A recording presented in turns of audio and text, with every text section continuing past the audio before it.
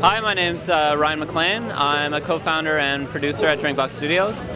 So Ryan, tell us what you're showing here today at GDC. We're showing our new game Guacamelee, which is coming out for PS3 and PS Vita very soon. Now, is that going to be a cross-platform, cross-buy? You buy it on the Vita or buy it on the PSN and it'll transfer play on both? Yes, it is. So tell us what the story is. It's really colorful. It looks like a luchador wrestler. Yeah, so basically you play this guy, Juan, who is sort of like a down-on-his-luck agave farmer.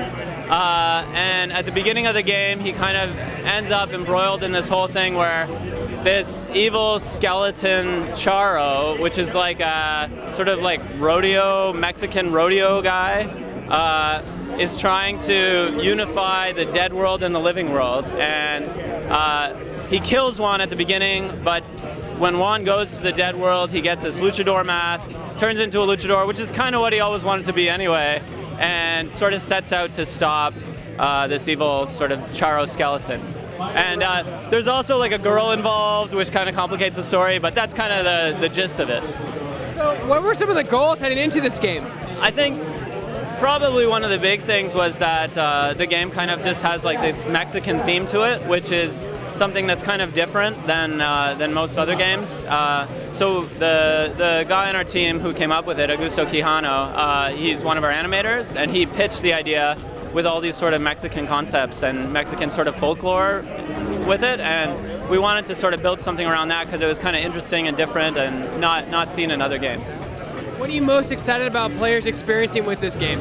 Probably the three things I would say. Like the first one is just kind of the overall universe and sort of visual experience of it.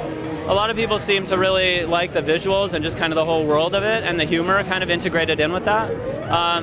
Then the two other things are kind of the platforming and the combat.